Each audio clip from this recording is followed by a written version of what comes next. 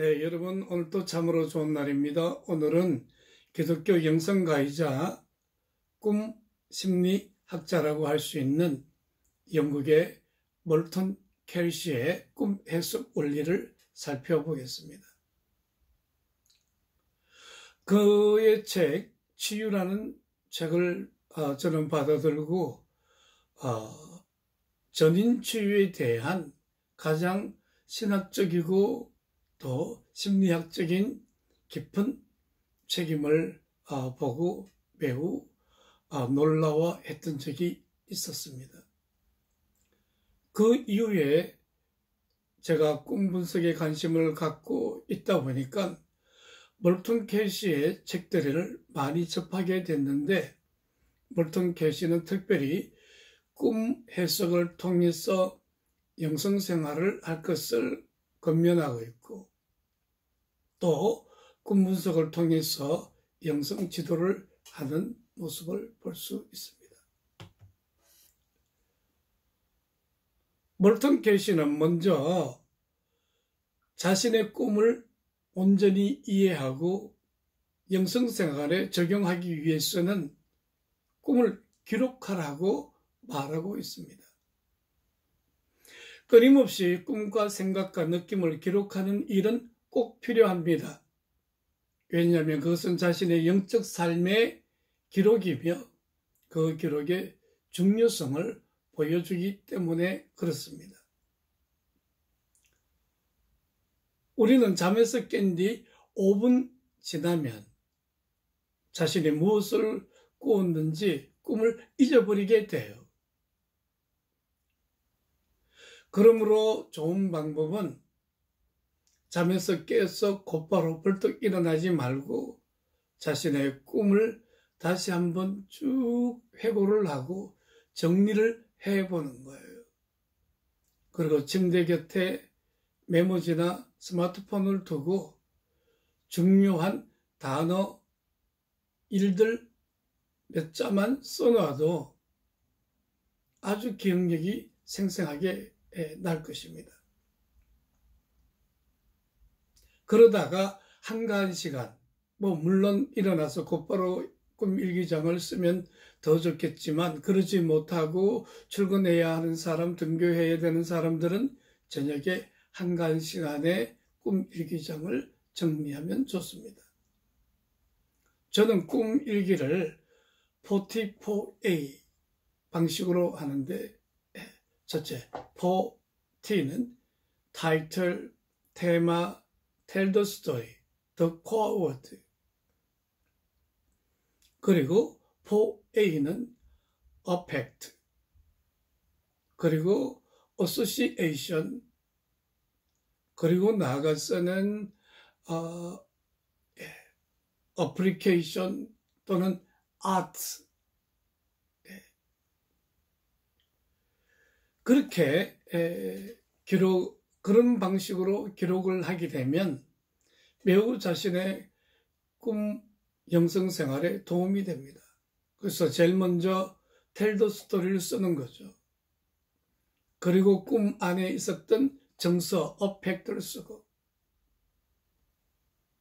그리고 나아가서는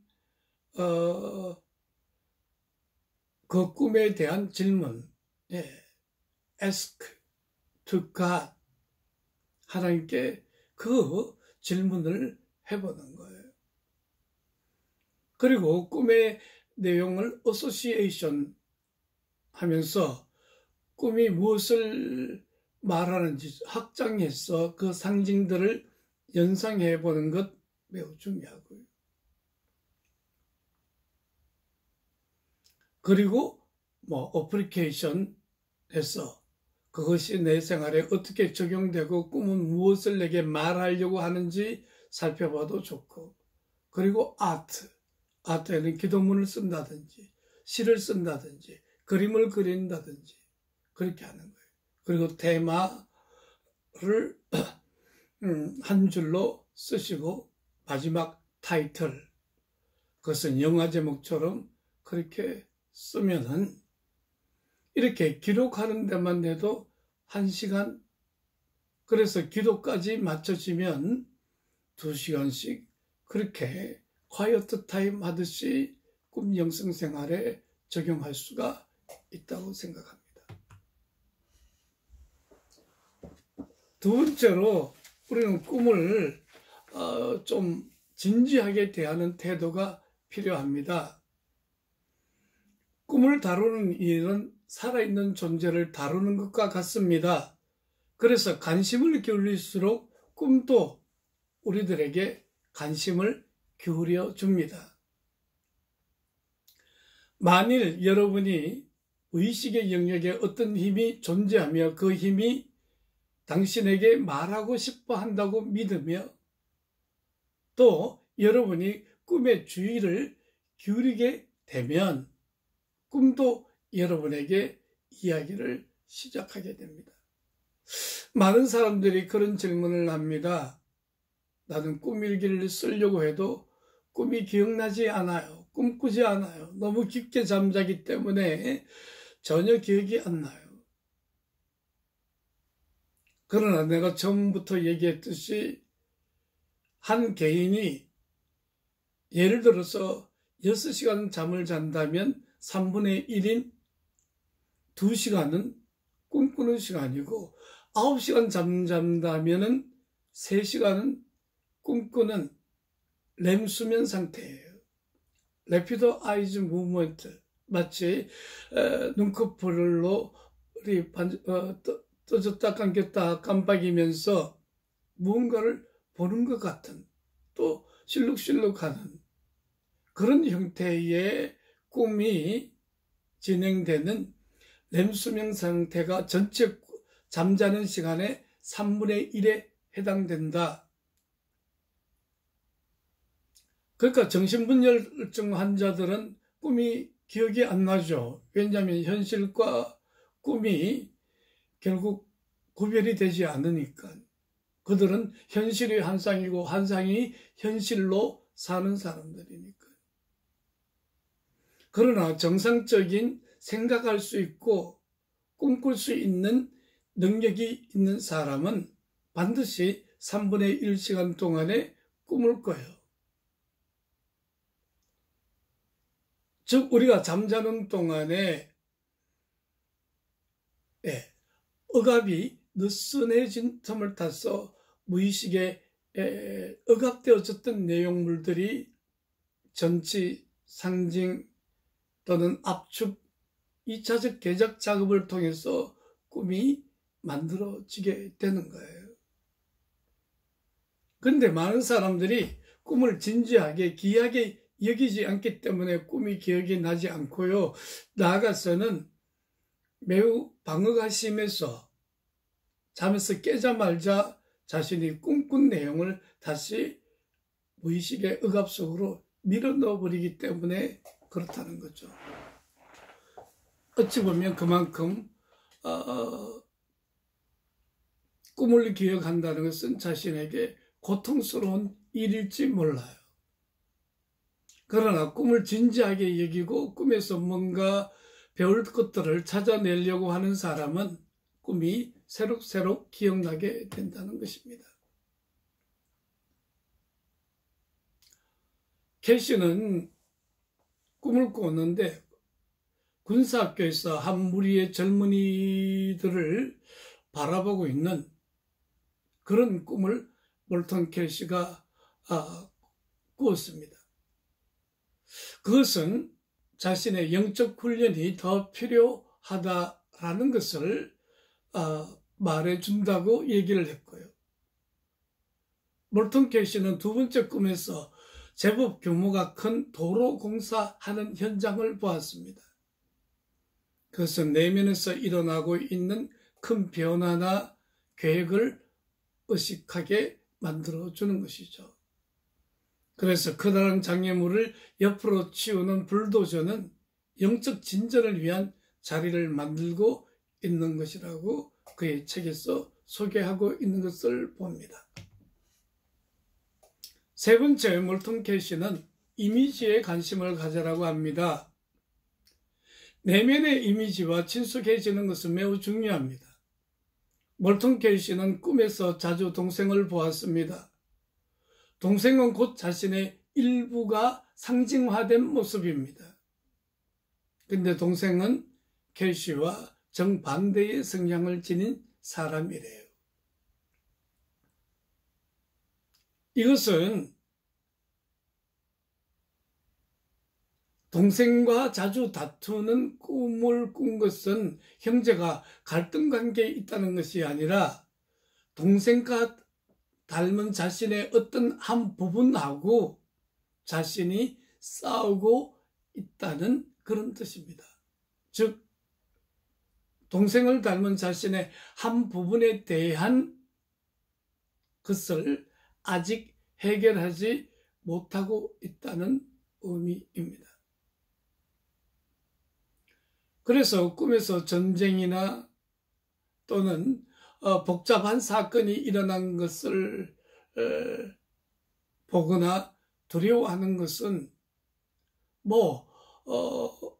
어떤 일에 대한 두려움이 아니라 자신의 내부 안에서 뭔가 싸우고 갈등하고 있음을 말하고 있는 것이죠. 넷째, 몰턴 켈시는 꿈의 내용이 무엇과 연관이 있는가를 연관지어 보아야 한다는 것입니다. 켈시는 짧은 꿈을 꾼 적이 있습니다. 그것은 분홍색 복숭아 씨를 보았습니다. 분홍색 복숭아 씨는 나에게 무엇을 의미하는 것일까? 사실 그는 복숭아를 그닥 좋아하지 않았습니다. 근데 갑자기 연상 중에 복숭아를 많이 재배하는 조지아주와 연관을 짓게 되었습니다. 그러자 의식 속에 있던 아픈 기억 한 가지가 떠올랐고 자신이 억누르고 있던 문제가 분명히 생각나고 의식으로 떠오르게 되었던 것입니다. 그는 예전에 조지아주에서 벌어졌던 어떤 어려운 상황에서 비겁하게 도망을 친 일이 있었던 것입니다. 그 문제를 해결하려고 하지 않고 회피하면서 도망쳤던 그 사건이 이 꿈의 내용과 연결되어지는 것을 볼 수 있었다는 것입니다. 다섯 번째, 반복되는 꿈에 주의를 기울여야 합니다. 반복된다면 그것은 꿈이 중요하기 때문에 반복되는 것입니다. 최근에 내 내담자와 상담하는데 하루 동안에 꿈을 3번이나 반복하는 그런 모습을 보았습니다. 그것은 자신의 집에 친구들이 찾아왔고 그 친구들이 칼로 자신의 배를 비롯해서 여러 신체 부위를 칼로 찌르는 거예요. 그리고 자신을 밧줄로 목을 매달아서 고통을 주는 거예요. 그래서 자신은 죽어가고 있을 때 꿈이 끝났다가 또다시 반복되고 또다시 반복되고 3번째인가 4번째인가 그 꿈을 꿨을 때 그는 자신 스스로 목에 매어진 밧줄을 풀어냈고 그리고 내려와서 칼로 그들을 죽여버렸습니다. 그러나 그의 목에는 밧줄이 감긴 상처가 보였고 그리고 찔려진 상처 덩어리로 피 흘리는 채로 서 있는 그런 꿈이었습니다. 그러니까 이 반복적인 꿈 내 내담자에게서는 피학적인 요소를 발견하잖아요. 그러나 그가 정신분석하고 심리적으로 성장이 되어지니까 4번째는 자기가 스스로 밧줄을 능동적으로 풀어내고 그들을 찔러서 건강하게 공격을 보복을 해버리는 그런 힘이 이 꿈에서 바뀌어진 것이라면 바뀌어진 것입니다. 몰턴 캐시는 어릴 때 살던 집이 불타는 꿈을 자주 꾸곤 했습니다. 그리고 그 불을 끄려고 애를 썼습니다. 영성가에게 그 이야기를 해주자 그 영성 지도자는 집이 완전히 불타버리도록 두는 게 오히려 좋다고 말합니다. 즉 어릴 때 살던 집은 어른이 되어서도 버리지 못한 자신의 유아 시절의 상처를 상징하는 것이고, 또 그것을 반복적으로 계속 본다는 것은 강박적인 성격을 상징하는 것입니다. 그래서 그 상처를 이제 완전히 불타도록 없어지도록 하는 것은 성령의 불로 그것이 완전히 어린 시절의 아픔이 다 태워져서 새롭게 변형되어지도록 하는 것이 오히려 심리적 치료에 도움이 된다고 말합니다. 여섯째, 마치 연극이나 영화처럼 꿈이 말하는 소리를 들어보려고 해야 됩니다. 꿈은 우리의 다양한 면을 표현하는 배우들의 연극 행위와 같습니다.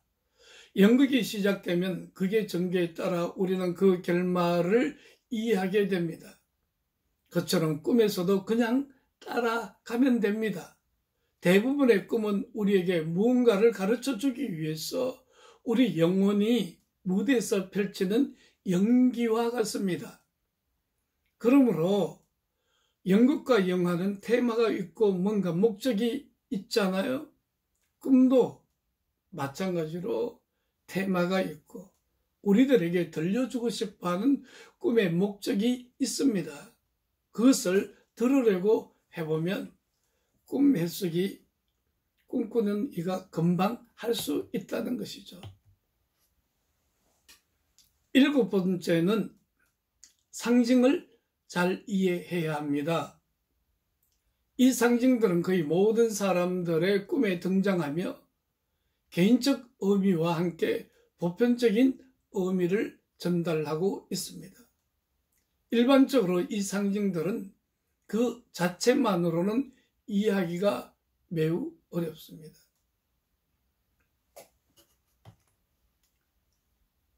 그래서 전형적인 상징은 뭐 이런 것이라고 할 수 있어요. 예를 들어서 꿈에서 자동차는 거의 대부분 자기 자신의 몸이나 자신의 내면을 나타내요. 또 남자들의 꿈에서 낯선 여자를 보고 또 여자의 꿈에서는 낯선 남자를 봅니다. 이 꿈은 전형적으로 남성의 여성성, 아니마, 그리고 여성의 남성성, 아니무스를 의미합니다. 그러므로 꿈의 낯선 남자는 또 낯선 여자는 자신의 아니무스, 아니마를 상징적으로 한다는 것도 꿈 해석에 좀 전형적으로 하는 편입니다. 또 다른 전형적인 상징이 있어요. 그것은 꿈은 어떤 여인이 절벽을 달려 올라간 말이 아래로 뛰어내려 죽는 꿈을 꾸었다는 그런 내용을 칼 융이 들었어요. 네, 그때 융은 말은 흔히 자신의 육체를 상징하는 것으로 보았고 융은 그녀의 신체에 이상이 있음을 나타내는 꿈이기에 괴로워했습니다. 그래서 그 여인을 의사에게 보냈는데 놀랍게도 암에 걸렸다는 진단을 받게 되었습니다. 그 후 그 내담자는 수술을 받고 완치되어졌다고 합니다. 또 다른 전형적인 상징 하나는 집입니다. 집은 그 사람의 전반적인 내면의 정신 상태를 상징하거나 육체를 상징합니다. 그러니까 집이 비가 세고 막 거미줄이 있고 어지럽고 파괴되어졌고 창문은 다 깨어지고 또는 집안 분위기가 음침하고, 그것은 모두 자신의 내면의 정서와 상태, 현재 상황을 상징하는 것입니다. 이런 전형적인 상징 외에 우리는 하나의 상징이 매우 다양하게 상징되어져 있음을 알 수 있습니다. 가장 쉬운 예로 뱀을 생각해 봅시다. 뱀은 먼저 징그러운 사단, 또는 뱀은 지혜로움, 또 뱀은 치유를 나타내기도 합니다. 그래서 병원 마크를 보면 뱀이 있잖아요. 그러니까 그 이스라엘 백성의 노뱀,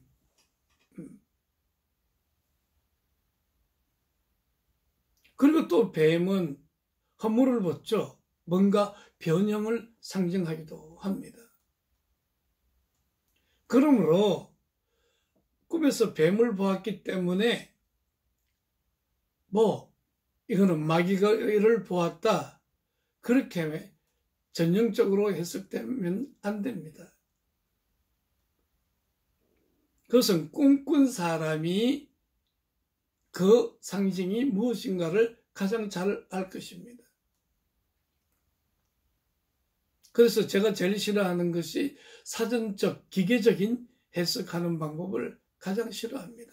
그러므로 꿈 상징을 놓고 연상을 하고 그것을 다시 유추해 봄으로써 그 상징에 가까운 정확한 그 의미하는 바를 알게 되어진다는 얘기입니다. 여덟째, 꿈치료 전문가나 친한 친구에게 꿈에 대해서 얘기를 해봤어요. 꿈은 무의식을 나타내는 것이기 때문에 이해하기 어려운 경우가 많습니다. 그러나 꿈 전문가는 쉽게 해석할 수 있고요. 물론 그 내담자의 어떤 그 삶의 상황과 그리고 지내온 일들을 쭉 전체적으로 다 파악이 되었을 때는 더 쉽게 해석이 되는 경우가 많습니다. 그래서 스피리추얼 디렉션 한다는 것은 수도원이나 중세교회에서 스피리추얼 디렉션은 일종의 꿈을 해석하고 꿈의 지혜자가 우리에게 어떻게 말하고 있는가를 쫓아가는 것이 스피리추얼 디렉션, 영성 지도였다는 것을 기억하셔야 됩니다. 아홉번째, 꿈은 보충, 보완, 목적론적이라는 사실을 기억해야 되겠습니다. 그러므로 꿈은 뭔가 목적을 가지고 우리들에게 나타났다는 것이죠. 그리고 자신의 한 부분을 그와 같이 보충시켜주고 보상해주는 역할을 무의식이 스스로 하고 있다는 것입니다. 내 내담자는 끔찍한 그 피터성이가 된 꿈 다음에 그가 어린 시절에 미국에서 보냈는데 누나와 함께 크리스마스 트리를 만들었습니다.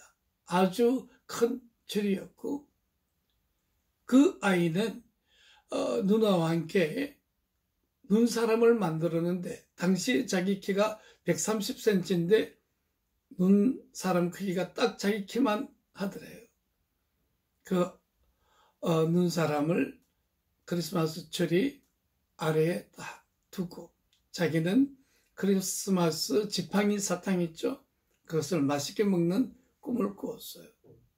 그러므로 이 꿈은 앞에 친구들에 의해서 칼에 찔려주고 목매달아졌던 그 피약적인 꿈, 그래서 네 번째는 마침내 그들을 향해서 공격하고 보복했던 꿈이지만 끔찍한 경험이잖아요. 그래서 무의식은 이 크리스마스라는 자신의 좋았던 한 시절을 기억해내며 그러한 행복한 꿈을 꾸게 함으로 앞부분에 끔찍했던 것을 보상시켜 준다는 사실을 볼 수 있습니다.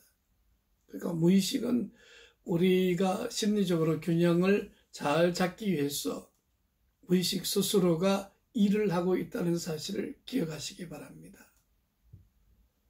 샬롬, 평안을 빕니다.